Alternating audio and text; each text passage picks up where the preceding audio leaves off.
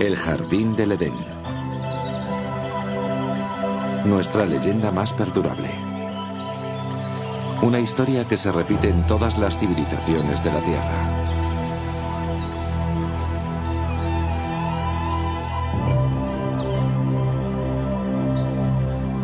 Una historia sobre la seducción, la ira de Dios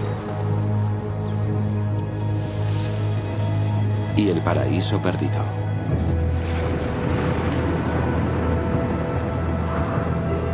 ¿Pero se trata solo de una fábula? ¿Las míticas historias de la Biblia podrían tener algo de verdad? ¿Existió realmente un lugar como el Edén?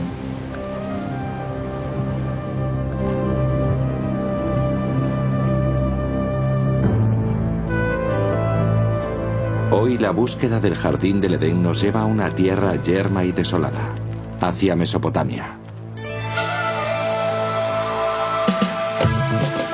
Mesopotamia.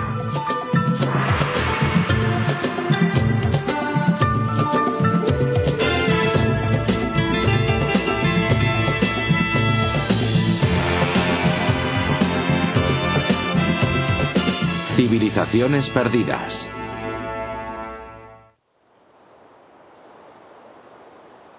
Esta es la tierra donde fue depositada la primera semilla de la civilización humana. Y fue aquí donde florecieron tres de las mayores civilizaciones del mundo antiguo: Babilonia, Asiria y Sumer. Entre sus ruinas, los creyentes han buscado durante mucho tiempo respuesta a los misterios de la Biblia, en tanto que los arqueólogos pretendían hallar su base histórica. Nuestra búsqueda del Edén es un viaje al pasado. Primero a Babilonia, la última de estas civilizaciones perdidas. Después retrocederemos aún más en el tiempo, hasta los asirios, maestros en el arte de la guerra.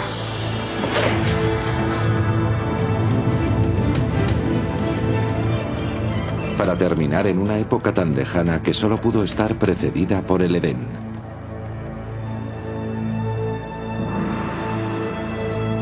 Sumer y los orígenes de la civilización.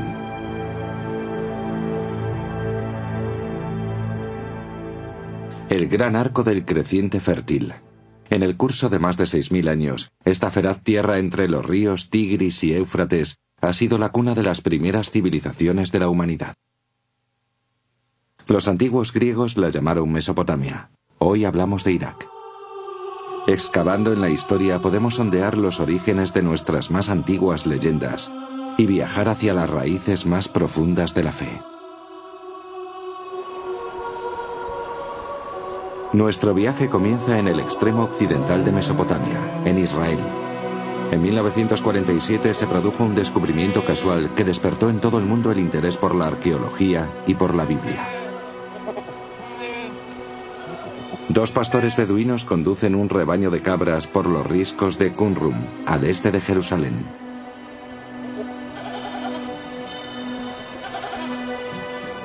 En el desierto, castigado por el sol, vislumbran una cueva al final de una pendiente rocosa. Uno de ellos, movido por la curiosidad, decide acercarse, ya que no es raro encontrar valiosos objetos antiguos entre estos picos.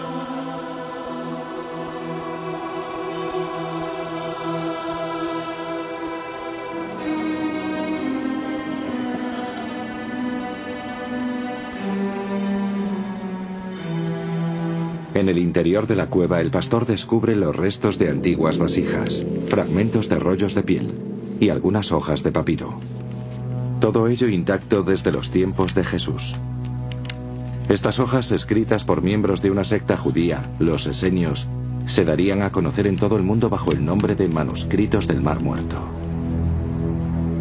En otras cuevas cercanas se recuperaron cientos de manuscritos antiguos. Está demostrado que uno de ellos es la primera versión conocida del Antiguo Testamento, incluyendo los primeros 5 libros que componen el Torá de los judíos.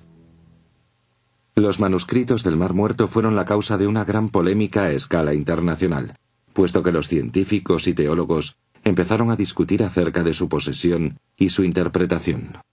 Se consideró un hallazgo realmente excepcional, extendiéndose la idea de que era el descubrimiento arqueológico más importante de la historia. Los manuscritos se refieren a Israel y son por tanto valiosísimos para los judíos, ya que tratan de un periodo fundamental de su historia. Y también son valiosísimos para la cristiandad por ser contemporáneos de Juan Bautista y Jesús, teniendo por tanto gran valor documental, además por supuesto del sentimental. La Biblia se ha leído siempre desde dos perspectivas, la religiosa y la histórica. Una Torá tradicional se escribe siempre a mano. Las palabras se pronuncian en voz alta mientras el escriba las reproduce, convirtiéndose así en una oración viva. Y cada Torá se considera sagrada desde el mismo momento en que está escrita. Pero la exactitud histórica de la Biblia nunca se ha podido confirmar. Y este empeño continúa hasta nuestros días. Algunos textos de la Biblia son excelentes libros de historia, de hecho son los primeros con que contamos. Y son de una gran precisión, porque tenemos referencias de otras fuentes cuyo rigor está demostrado en muchos casos. De ahí su enorme importancia. El descubrimiento de los manuscritos del Mar Muerto fue el gran acontecimiento de la arqueología bíblica, pero no el primero. El interés por explorar la historia bíblica tiene una larga tradición. Es una investigación que comienza en Tierra Santa, pero que se extiende hasta Mesopotamia. A través de la historia, cruzados, místicos y creyentes en general fueron atraídos hacia los lugares donde se desarrollaban las historias de la Biblia. A comienzos del siglo XIX, un peregrinaje de nuevo cuño quiso afianzar su fe en la Biblia a través de una disciplina reciente, la arqueología. No podían hallar una mejor forma de consolidar su fe. Deseaban confirmar que la historia bíblica es cierta. El primer objetivo de los arqueólogos bíblicos fue la localización de los lugares más notables entre los mencionados y ver si podían atribuirles realidad histórica. Es decir, mediante cerámica antigua, o gracias a antiguas murallas o armas, pretendían ilustrar las historias bíblicas que conocían desde niños.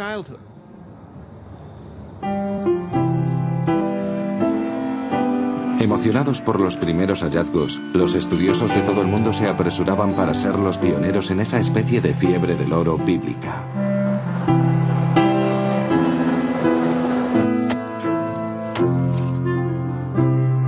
Y así llegaron a Tierra Santa arqueólogos británicos, alemanes y franceses en clara competencia. Equipos enteros de investigadores excavaban en nombre de Dios y de su país.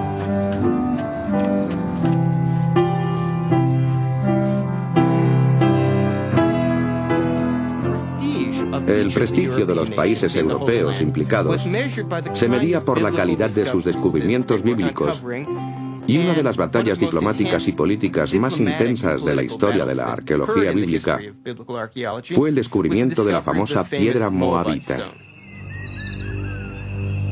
En 1868, en el interior de la tierra de Moab, beduinos de la tribu Bani Hamidet tropezaron con una misteriosa lápida semienterrada en el desierto.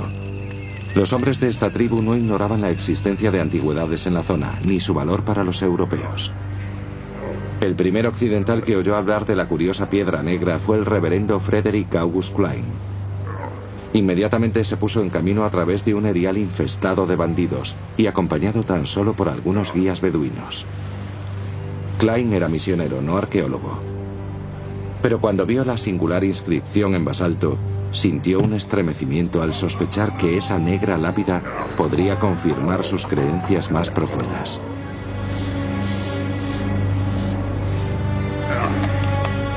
Examinó la piedra y calcó la inscripción hecha en una lengua que desconocía. Ya en Jerusalén, buscó ayuda para descifrar la escritura de la lápida.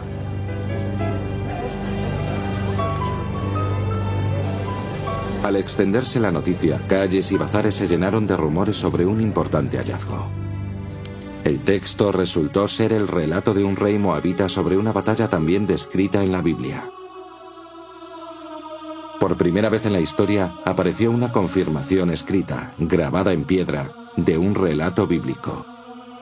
Había dos fuentes distintas que se referían a un mismo hecho. Era el testimonio que estaban buscando los creyentes, una prueba de la exactitud de la Biblia. Muchas personas quisieron comprar la piedra, pero los beduinos tenían razones para desconfiar, pues ya habían sido engañados y robados por muchos cazadores de tesoros. Pensando que algo tan valioso para los europeos debía contener oro, sometieron la piedra al fuego con la intención de comprobarlo. Cuando el fuego calentó la piedra, vertieron agua encima, una y otra vez, hasta que finalmente reventó. No encontraron oro, y la piedra quedó destruida. La primera confirmación arqueológica de un relato bíblico, la primera prueba palpable encontrada en Tierra Santa, quedó hecha pedazos. La pérdida de la piedra fue una tragedia, pero no supuso el final de la búsqueda de tesoros bíblicos. Ahora que la Biblia gozaba de confirmación histórica, la propia historia sagrada indicaba el camino. Este retrocedía hasta una civilización que floreció más de 2500 años atrás, un gran imperio regido desde Babilonia, y llegaba hasta el momento exacto del nacimiento de la Biblia. Corría el año 586 a.C. El ejército de Nabucodonosor, rey de Babilonia, atacó Jerusalén, con la furia de un dios iracundo. Faltan casi 6 siglos para el nacimiento de Cristo. Los romanos están aún lejos de levantar su imperio. Es un capítulo oscuro de la historia de los judíos. La estrella de Babilonia se alza victoriosa. La Biblia describe el ataque babilonio, incluyendo el saqueo de viviendas. El templo del rey Salomón es incendiado y destruido hasta sus cimientos. 10.000 israelitas son hechos prisioneros, príncipes, soldados, artesanos y escribas. Todos son encadenados y deportados a Babilonia. Los israelitas cruzaron más de 800 kilómetros de tierra desértica, siguiendo antiguas rutas comerciales. Atravesaron las actuales Jordania, Siria e Irak, hasta llegar a Babilonia. En el Salmo 137, los israelitas se lamentan. Nos detuvimos a las orillas de los ríos de Babilonia y lloramos recordando a Sión. ¿Cómo podremos elevar nuestros cánticos al Señor en tierra extraña? Apenados y exhaustos, los israelitas entran en Babilonia y quedan perplejos ante su magnitud y su actividad. Ellos, que proceden de la modesta Jerusalén, se encuentran ante la majestuosa capital del mundo antiguo.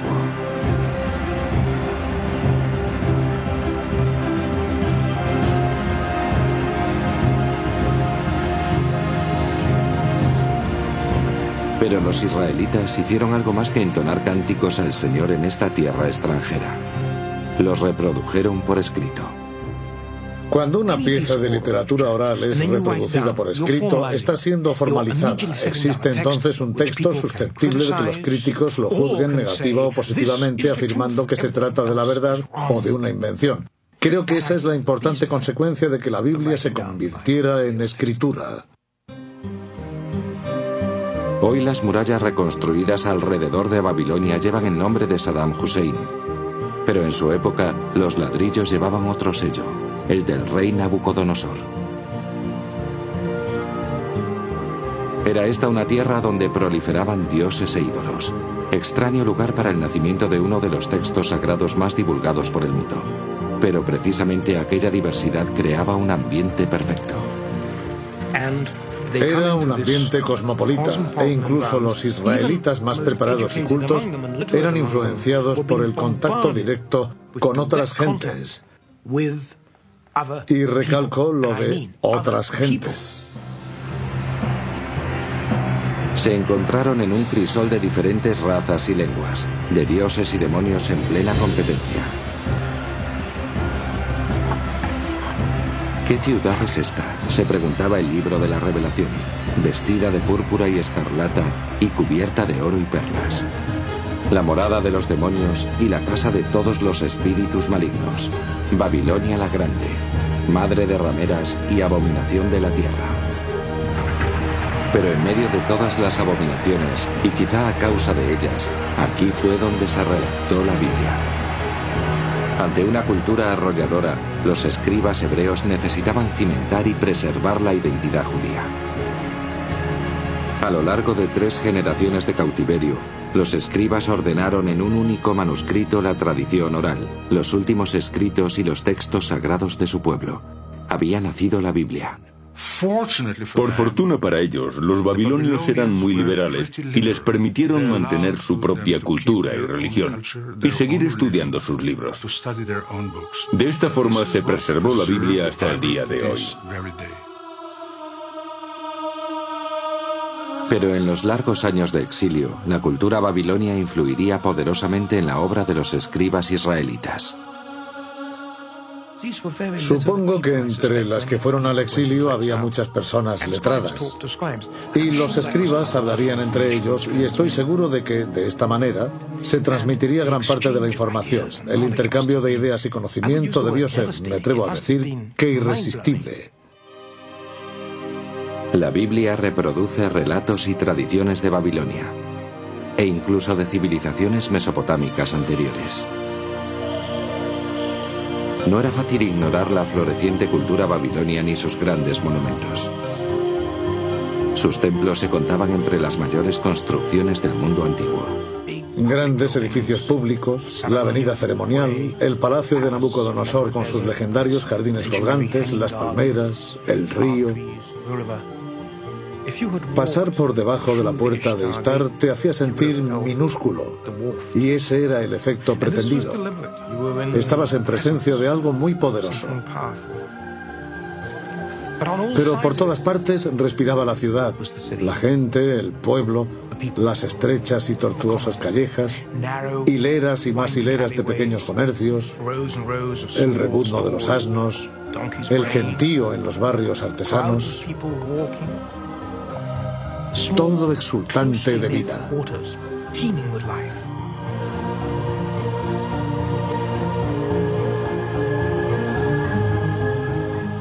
Y fue aquí, según nos cuenta la Biblia, donde se elevaba hacia el cielo uno de los más extraordinarios monumentos de la antigüedad, la Torre de Babel.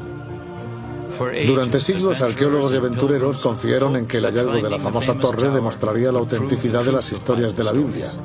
Uno de aquellos hombres escribió: nadie se atreve a acercarse a la torre, porque todo es desierto y está lleno de dragones y enormes serpientes y de otros animales venenosos.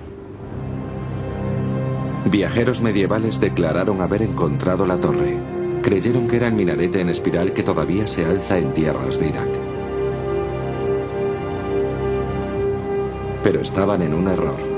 Esta torre se construyó 1500 años más tarde y extramuros de Babilonia. Quizá la posibilidad más interesante fuera formulada por el arqueólogo alemán Robert Koldewey, quien a comienzos del siglo XX descubrió una zanja rectangular con los restos de algunos ladrillos antiguos.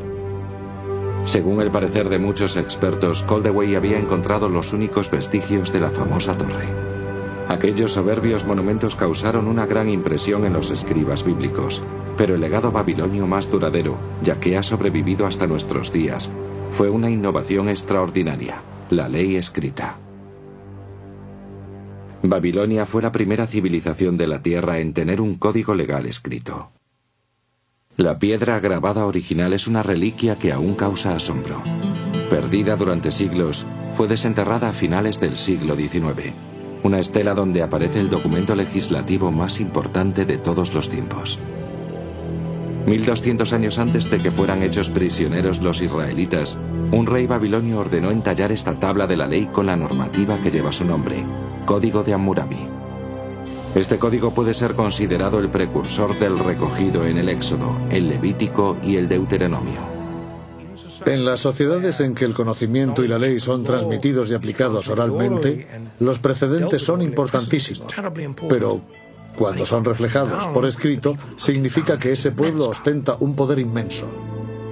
El código de Hammurabi ha influido en casi todas las civilizaciones a partir de Babilonia.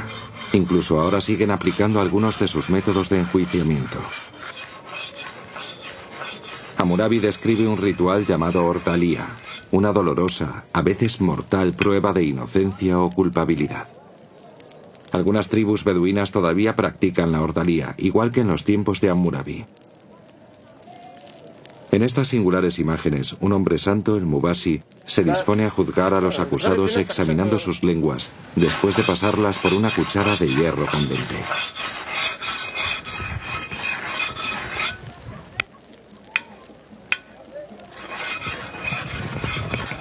Estos dos hombres han sido acusados de robo y serán condenados por rebeldía si no se someten a la prueba que dicta la ley.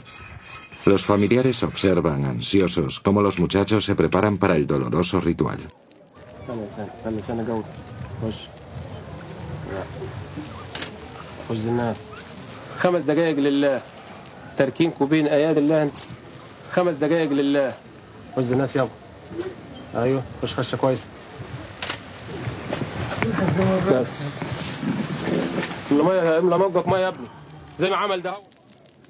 El agua no disminuye el dolor, sino que limpia y purifica al acusado, preparándolo para el juicio. Tras una oración, el hombre santo examina las lenguas marcadas buscando una señal de Dios. El Mubasi es el único que puede adivinar la culpabilidad o la inocencia, y solo él decidirá la suerte de los jóvenes. Por fin el veredicto. Uno es hallado inocente, para alivio de sus familiares. El otro no tiene tanta suerte. Declarado culpable, pagará por su delito. La ordalia es un vestigio vivo del Hammurabi, pero sus leyes se adentran aún más en el presente, a través de la Biblia. No matarás. No robarás. No dirás falso testimonio ni mentirás. Los 10 mandamientos son los cimientos de la ley bíblica, pero son solo el principio del complicado conjunto de códigos de que se compone el Antiguo Testamento.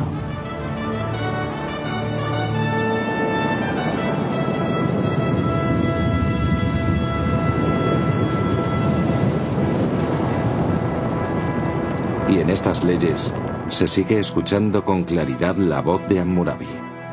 Hammurabi estableció leyes, pero no innovó en realidad, ya que solo puso por escrito las leyes que venían aplicándose desde hacía cientos, incluso miles de años. Ojo por ojo, diente por diente y otras normas de ese tipo, muchas de ellas codificadas en leyes todavía en uso. Pero los babilonios que conformaron la Biblia y sus leyes hundían sus raíces en una civilización aún más antigua, ya que ésta alcanzó su apogeo 7 siglos antes de Cristo. Era el Imperio Asirio, descrito en la Biblia como una tierra bañada en sangre.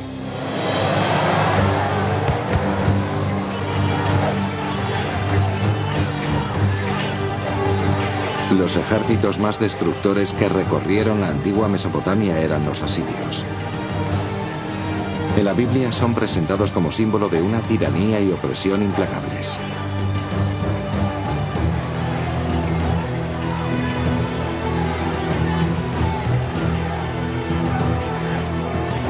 Un siglo antes de que Nabucodonosor llevara a los israelitas cautivos a Babilonia, el rey asirio Sennacherib, según la Biblia, atacó las tierras de los israelitas.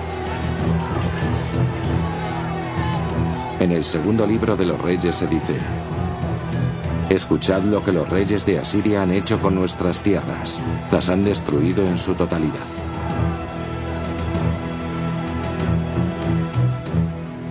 Los asirios eran gobernados por reyes despóticos, partidarios del poder absoluto. Y el poder absoluto significa control total, el cual casi invariablemente se obtiene gracias al poderío militar. Los asirios mantenían una eficaz máquina de guerra. Sobre los muros de los palacios de sus reyes se hallaban las crónicas de algunas de sus expediciones. escritas en términos altaneros y grandilocuentes. Los asirios, por ejemplo, clavaban a las puertas de cada ciudad conquistada las cabezas de los líderes vencidos o desollaban vivos a los reyes enemigos para extender su piel sobre un muro. Esas eran sus costumbres. El poderío asirio, simbolizado por la caza de león, se hallaba en manos de despiadados reyes guerreros.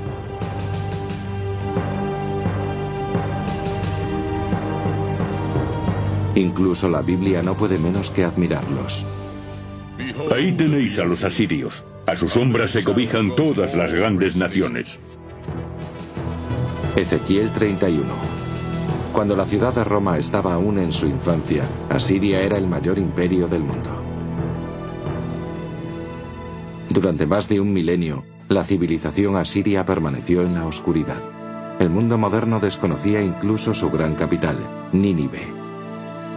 Pero en 1852, estas desoladas ruinas fueron exploradas por el arqueólogo británico Austen Henry Layard. Lo que Layard encontró aquí, en el norte de Irak, fue nada menos que los restos del Palacio Real de Nínive, un auténtico tesoro de la civilización asiria. Adentrándose bajo tierra como en una mina, Layard descubrió los grandes toros alados que custodiaban sus puertas, así como espectaculares obras de arte ocultas durante 1000 años. Este logro arqueológico causó admiración. Nínive era otra ciudad bíblica recuperada, una nueva confirmación de la credibilidad histórica de la Biblia. Pero el más importante de los descubrimientos de Layard fue la gran biblioteca de Nínive, una magnífica colección de 22.000 tablas de arcilla grabadas con la escritura cuneiforme de los asirios. La única comunicación directa con las gentes del mundo antiguo la tenemos a través de sus escritos. De esta forma podemos conocer sus alimentos, sus tratamientos médicos, su sistema familiar, su sistema político, sus creencias religiosas. Las referencias halladas revelan una sociedad patriarcal, un mundo en que los plebeyos y sobre todo las mujeres tenían escasa categoría. Todas las mujeres asirias debían acudir a un núbiles al templo de Istar. Se asentaban en las escaleras y allí esperaban a que pasara un hombre y arrojara una moneda en su regazo. Entonces entraban con él en el templo y se casaban con él. Sin embargo, en este mundo despótico, las mujeres casadas sí disfrutaban de ciertos derechos. Una mujer podía especificar en su contrato matrimonial que su marido no tuviera otras mujeres. Podía tener todas las concubinas que quisiera, pero ninguna esposa además de ella. Pero si las plebeyas tenían limitados sus derechos, las reinas asirias gozaban de grandes privilegios, según se ha descubierto recientemente. En 1989, el antiguo palacio de Nimrud, en el norte de Irak, fue el escenario de un hallazgo deslumbrante. Los expertos lo calificaron como el descubrimiento más significativo desde la tumba de Tutankamón. Era el tesoro de Nimrud. Cuando limpiábamos algunas de las estancias, descubrimos indicios de una bóveda que debía encontrarse enterrada. Lo sacamos todo y tratamos de clasificar los objetos. Entonces descubrimos que allí había, por lo menos, 2 reinas sepultadas. Brazaletes de oro macizo adornaban todavía los esqueletos. Un tesoro real enterrado desde hacía más de 2000 años. Estas imágenes tomadas por arqueólogos iraquíes son una muestra de su extraordinario descubrimiento. Por primera vez en la historia se había desenterrado, intacta, la tumba de una reina asiria. El sepulcro real estaba protegido de los ladrones por una maldición. Quien quiera que rompa el sello y me aparte de mi tumba, vagará sediento bajo los ardientes rayos del sol, y los grandes dioses del mundo subterráneo castigarán su cuerpo y su espíritu con eterna zozobra. Desoyendo la maldición, los arqueólogos recuperaron más de 62 kilos de hermosísimas joyas, copas de cristal y finísimos repujados. Los antiguos asirios eran consumados orfebres y artesanos, pero el valor de este tesoro excedía ampliamente su precio en oro. En la muerte, las reinas asirias recibían una atención desmesurada, pero en la vida eran sus reyes los que forjaban la historia, reyes con aficiones imperiales. En el año 701 a.C., el rey Sennacherib condujo a su ejército a través del desierto hacia el mar Mediterráneo. Los intrépidos asirios estaban decididos a someter todo lo que estuviera en su camino. Las ciudades de Judea, incluyendo Jerusalén y su rey rebelde, Ezequías. Una fortaleza tras otra fueron cayendo en manos asirias, pero la ciudad de Laquis es especialmente recordada por su brutal destrucción, tanto en la historia como en la Biblia. El sitio de Laquis es un buen ejemplo del poderío asirio cayendo sobre una ciudad, cercándola y sitiándola y reduciéndola. Aquellos habitantes que no eran ejecutados eran sometidos a la esclavitud, ya fueran hombres, mujeres o niños.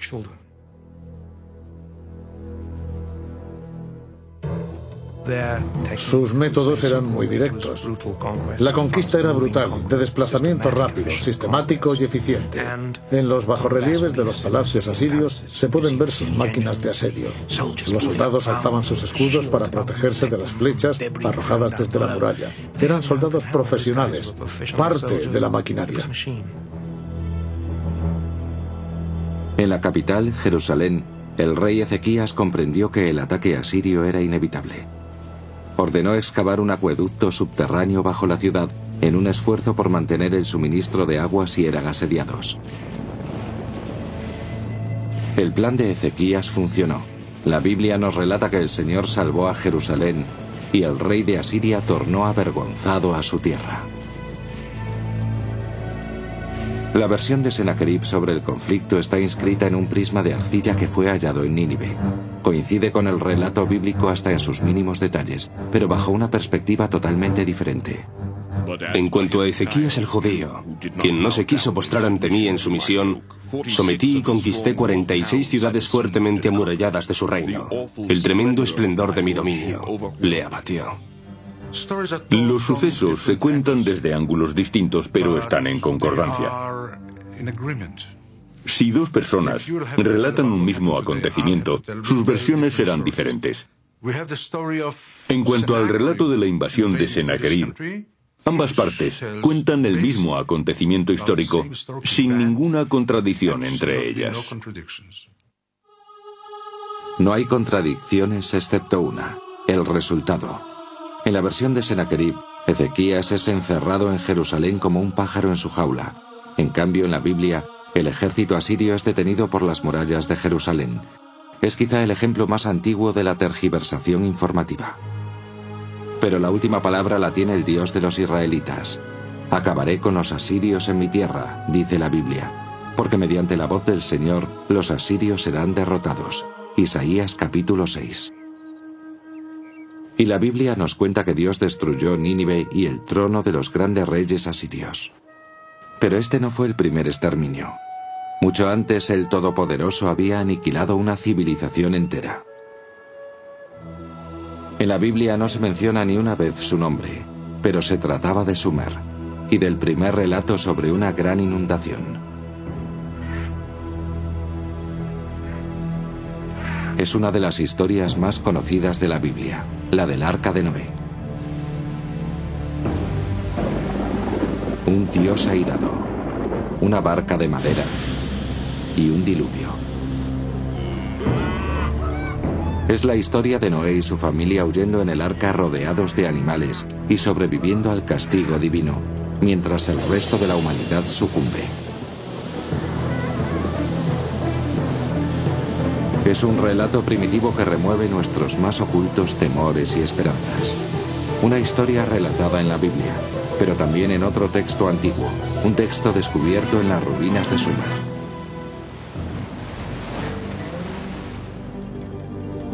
A comienzos del siglo XX fue traducido un conjunto de tablillas mesopotámicas en las que se refería por primera vez a la leyenda sobre una inundación catastrófica.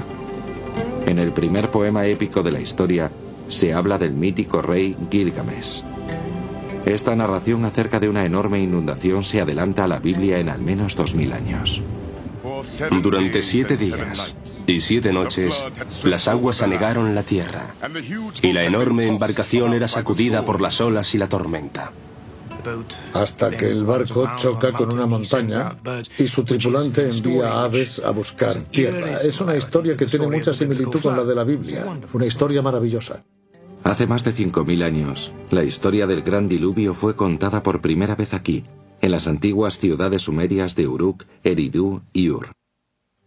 En Sumer encontramos casi todos esos elementos de lo que llamamos civilización. Los sumerios inventaron la rueda, el gobierno y la jardinería. Sumer, la primera civilización del mundo. En una tierra donde escaseaba la piedra, los sumerios inventaron los ladrillos de adobe, tal y como se siguen utilizando en construcciones actuales. Y a partir de estos sencillos bloques erigieron los primeros monumentos, los zigurat, templos que se alzaban decenas de metros sobre el suelo. Los sumerios dividieron la hora en minutos y estos en 60 segundos, e incluso la educación escolar. ¿A dónde vas? A ningún sitio. Si no vas a ningún sitio, ¿por qué andas vagando por ahí? Ve a la escuela, preséntate a tu profesor, expon tus dudas, escribe tus tablillas. ¿Me has entendido? Conocemos las asombrosas invenciones de los sumerios y su vida cotidiana gracias a su invento más sensacional, la escritura. Estamos al tanto de sus antiguas leyes y sus secretos porque fueron escritos en su momento, una labor que nadie había acometido con anterioridad, que se sepa. Es una ventana, pero una ventana compuesta por muchos vanos. Algunos nos permiten ver a su través, pero otros no. Nos falta mucho más de lo que tenemos.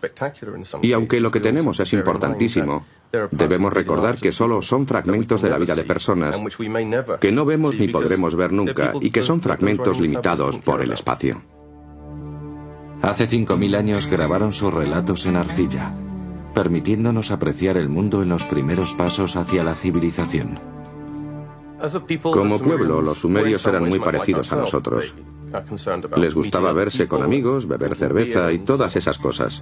Hay varios conjuntos de poemas que narran la preparación de una muchacha para el encuentro con su amado, cómo se lava, se viste y se arregla en espera de que llegue el muchacho. El centro de la civilización sumeria era la ciudad perdida de Ur, que se tenía por lugar de nacimiento de Abraham, el primero de los patriarcas bíblicos. Es el ejemplo de ciudad bíblica en términos arqueológicos porque fue objeto de una de las excavaciones más famosas de los años 20 y 30 del pasado siglo, lo cual estuvo a cargo del notable arqueólogo británico Leonard Bully. Un arqueólogo británico ha definido la arqueología como la ciencia de la basura, y eso es muy cierto. Pero hay arqueólogos que saben dar vida a las piedras, a los huesos, a los ladrillos y a la cerámica. Y entre ellos estaba Leonard Bully. Cuando guiaba a los visitantes entre las calles de la antigua ciudad, donde se veían los cimientos de las casas, les hacía imaginar la forma de vida de sus habitantes, cómo serían sus hogares, sus muebles. Y Ur, en manos de Bully, volvía a la vida.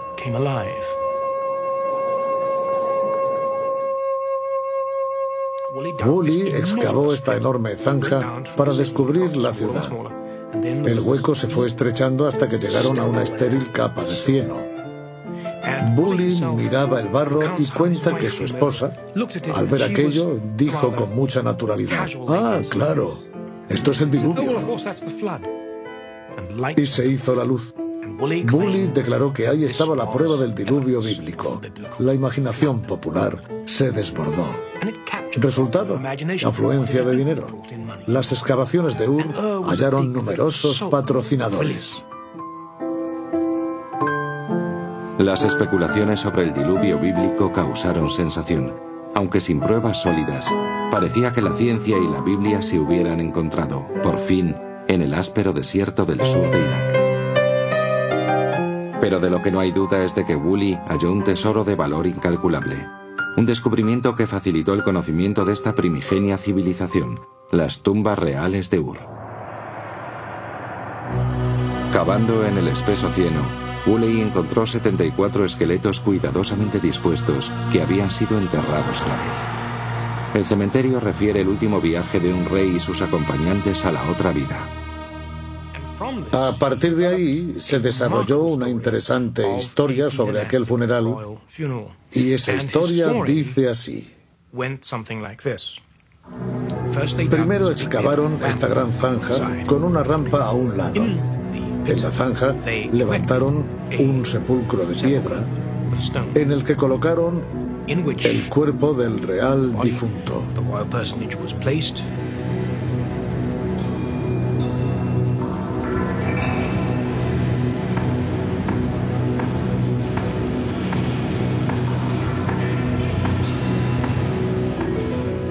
Después desfiló por la zanja toda la corte.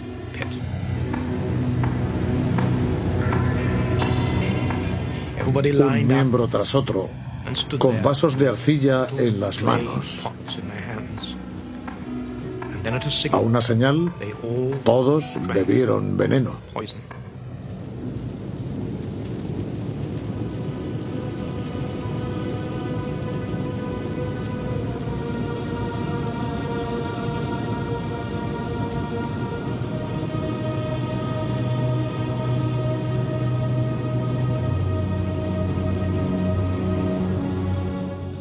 Cayeron a tierra y fallecieron.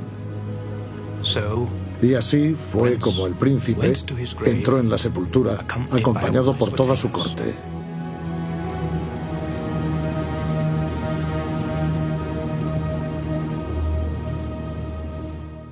Este es uno de los ritos funerarios que describe la arqueología de las antiguas civilizaciones.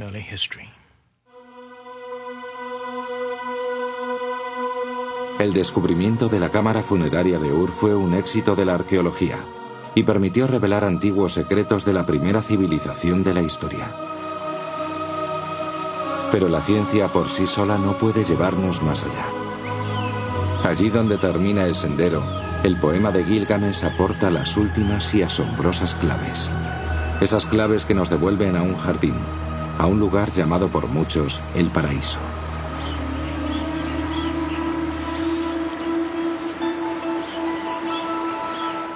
El jardín del Edén. Al comienzo Dios creó el mundo. Una historia que nos resulta familiar. En casi todas las culturas de la Tierra se habla de este o parecidos mitos sobre la creación. Es un anhelo irresistible en pos de un mundo mejor. Jardines del Edén, paraísos, el ser humano aspirando a una vida menos complicada, una vida de tranquilidad, a un premio por el duro trabajo realizado.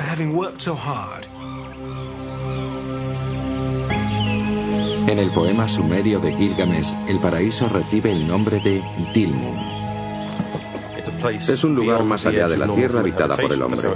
Así figura en el mito sumerio del diluvio, ya que allí va a vivir el único superviviente. Y hay otros mitos que hablan de Dilmun como el lugar en que todo es perfecto. Dilmun figura en la leyenda mesopotámica como una especie de jardín del Edén, un paraíso, un lugar frondoso con agua abundante y fresco viento. Es un lugar de ensueño, una tierra de perfección. Pero también es el hogar de una serpiente. En la antigua epopeya, la serpiente roba la flor que confiere la inmortalidad. Y así, igual que Adán, Gilgamesh debe abandonar el jardín y morir. La idea del paraíso es al parecer universal. ¿Pero en qué se basa? ¿Ha existido realmente un lugar así? Las claves indican una ubicación lejana, pero real. A 650 kilómetros al sur de la antigua ciudad sumeria de Ur, se encuentra la isla de Bahrein, una encrucijada de las rutas comerciales que atravesaban los áridos desiertos y los lagos de sal de Mesopotamia. Hoy Bahrein no tiene el aspecto de un paraíso, pero tuvo su época de esplendor, con abundante agua y vegetación. La vida era exultante en esta isla. Hace mucho, mucho tiempo, aquí se hallaba Dilmun, ¿Pero fue en realidad un paraíso? En comparación con el desierto circundante, debió parecerlo en efecto. Aquí había tanta agua que lo que ahora es una isla desierta era un jardín exuberante con frutos por doquier. Y al parecer la vida de sus habitantes era una auténtica bendición. Más de 85.000 túmulos funerarios salpican este paisaje, probablemente la mayor cantidad de tumbas del mundo antiguo. Estos huesos nos hablan de personas de mayor estatura y más saludables, y también más longevas que en ningún otro punto de la región. Y en los túmulos funerarios hay otra clave más sorprendente aún. Restos de serpientes, embalsamadas según un ritual perdido hace más de 4.000 años. Aquí en Bahrein encontramos a la serpiente, así como la encontramos en el poema de Gilgamesh, y así como aparece en la Biblia.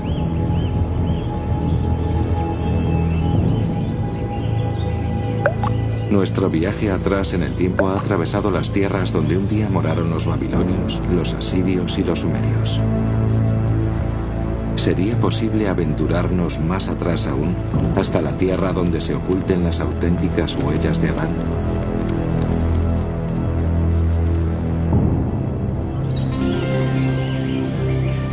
En este punto deben separarse la fe y la razón. Ahora sabemos que hubo una vez una isla del Edén en Mesopotamia. Podemos elegir y creer que era el paraíso.